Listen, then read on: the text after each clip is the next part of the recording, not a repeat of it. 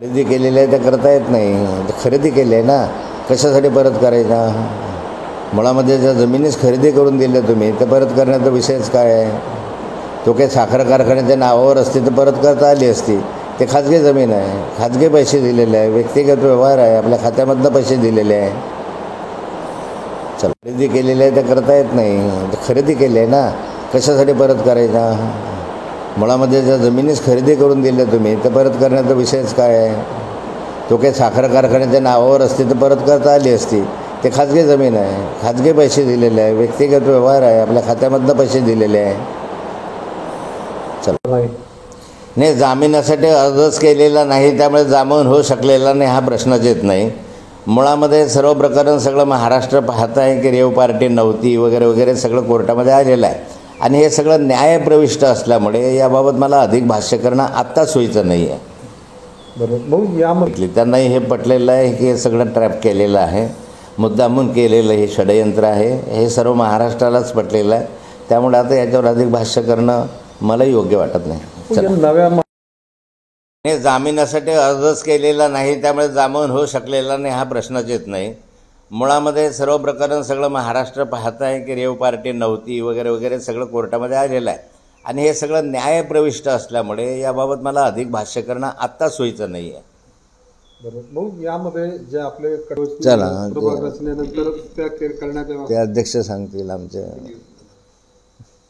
मुळामध्ये ही जी जमीन आहे ही 23 वर्षापूर्वी खाजगी रीतीने बाजार भरावाने त्या कालखंडात जो बाजारभाव होता त्याप्रमाणे खरेदी केलेली आहे.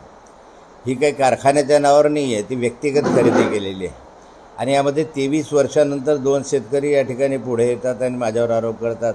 म्हणजे हा जो बनाव आहे त्यांनी का त्या कालखंडामध्ये खरेदी केली, रजिस्ट्रारकडे आले, कुठला साखर कारखाना, कुठला त्या कालखंडामध्ये साखर कारखाना विषय नव्हता. त्या ठिकाणी एक वायनरी म्हणजे काहीतरी काढण्याचा विचार त्या संदर्भामध्ये होता. पण साखर कारखानाच काढायचा असता तर ती जमीन साखर कारखान्याच्या नावे लागली असती. ती खाजगी जमीन आहे, खाजगी वाटाघाट येत आहे, त्यांनी त्या ठिकाणी येऊन खरेदी करून दिलेली आहे. त्यामुळे बळकवण्याचा आणि हडकवण्याचा प्रश्नच नाही. आणि बाकीच्या शेतकऱ्यांचं कुठलंही ऑब्जेक्शन नसताना 23 वर्षानंतर हे शेतकरी अचानक कसे काय उगवले? त्यांनी जमिनी परत करण्याची मागणी केली आपल्याकडे. जमिनी परत वगैरे ज्या खरेदी केलेल्या आहे त्या करता येत नाही. खरेदी केली आहे ना, कशासाठी परत करायचा? मुळामध्ये ज्या जमिनीच खरेदी करून दिल्या तुम्ही, ते परत करण्याचा विषयच काय आहे? तो काही साखर कारखान्याच्या नावावर असते तर परत करता आली असती. ते खाजगी जमीन आहे, खाजगी पैसे दिलेले आहे, व्यक्तिगत व्यवहार आहे, आपल्या खात्यामधनं पैसे दिलेले आहे. जळगाव जिल्ह्यामध्ये 36 शाळा अशा आहेत की त्या बोगस शालार्थ ID प्रकरणामध्ये अडकलेल्या आहे. मोजक्याच शाळांची आता चौकशी शिक्षणाधिकाऱ्याच्या माध्यमातून सुरू आहे, या ठिकाणी सुरू आहे. खरं म्हणजे यामध्ये हा फार मोठा कोट्यवधी रुपयाचा घोटाळा आहे. मी 2च शाळांची तपासणी या ठिकाणी केली आणि माहिती घेतली. या संदर्भात आमच्या मतदारसंघामधली एक अंतुर्लीची शाळा आहे आणि कुऱ्ह्याची शाळा आहे. या कुऱ्ह्याच्या शाळेमध्ये 18 शिक्षक त्यांनी भरलेले आहे, अंतुर्लीला 31 शिक्षक शिक्षकेतर कर्मचारी भरलेले आहे. आत्ता प्रश्न असा आहे की ह्यांना शासनाच्या माध्यमातून कमी करण्यात आलं होतं, त्यांचे पगार बंद करण्यात आले होते. त्यानंतर ते हायकोर्टामध्ये गेले. हायकोर्टामध्ये नीट माहिती या ठिकाणी शिक्षण विभागाने न मांडल्यामुळे त्यांना तात्पुरत्या स्वरूपामध्ये पगार सुरू केले गेले. पगार सुरू केले तर त्यामध्ये आत्ताची परिस्थिती अशी आहे की त्या सर्व शिक्षकांनी पगार तर घेतलेच, परंतु 2012पासून आत्तापर्यंत ॲरियर्स मागायला सुरुवात केली. आणि एकेका शिक्षकाचे ॲरियर्स हे जवळपास 2 कोटी रुपयाचे आहे. आता 31 शिक्षक एका शाळेत आहे तर त्या ठिकाणी 62 कोटी रुपयाचे ॲरियर्स द्यावे लागतील, परत पगार वेगळे. इकडच्या शाळेमध्ये, कुऱ्ह्याच्या शाळेमध्ये शिक्षकेतर कर्मचारी वगैरे मिळून 18 शिक्षक आहे, म्हणजे 18 दुनी 36 कोटी यांना द्यावे लागतील. म्हणजे असं तर सर्व शाळांमध्ये त्यांनी मागणी सुरू केल्यामुळे जवळपास ही सर्व रक्कम जी आहे ती 500-600 कोटी रुपयाची एकट्या जळगाव जिल्ह्यामध्ये होते आहे.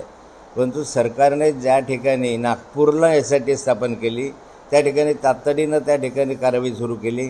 जळगाव जिल्ह्यामधली आणि उत्तर महाराष्ट्रामधली कारवाई ही संथ गतीने सुरू आहे. या ठिकाणी तातडीनं ह्यांना रोख नाही लावला तर शासनाचं कोट्यवधी रुपयाचं नुकसान होऊ शकतं. परंतु सरकारी अधिकारी आणि शाळेतले शिक्षक वगैरे संस्थाचालक यांनी संगनमताने हे प्रकरण दडपण्याचा प्रयत्न सुरू आहे आणि या माध्यमातून शासनाच्या कोट्यवधी रुपयाची हानी होईल म्हणून मी शिक्षणाधिकारी, नंतर सेक्रेटरी शिक्षण विभाग, नंतर मंत्री शिक्षण विभाग, नंतर डायरेक्टर शिक्षण विभाग, डेप्युटी डायरेक्टर शिक्षण विभाग यांना सर्वांना मी पत्रव्यवहार करून या ठिकाणी कल्पना दिलेली आहे आणि त्यांनी मला सांगितलं आहे की असं होऊ देणार नाही, पण तो अद्यापर्यंत कुठलीही कारवाई त्याच्या